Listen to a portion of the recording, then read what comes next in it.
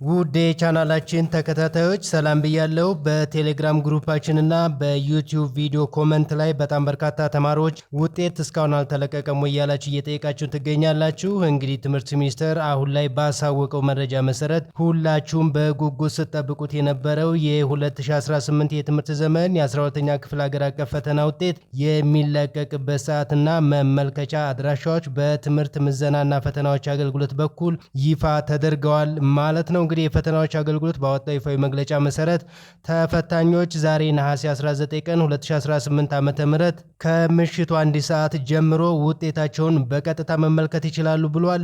እንግዲህ ውጤት የሚገለጽባቸው ይፋዊ አማራጮች በዌብሳይታቸው ላይ result.eas.et እንዲሁም ደግሞ በቴሌግራም ቦት result.eas.et/telegram በመግባት አክሰስ ማድረግ ትችላላችሁ። በተጨማሪም ደግሞ result.eas.et/sms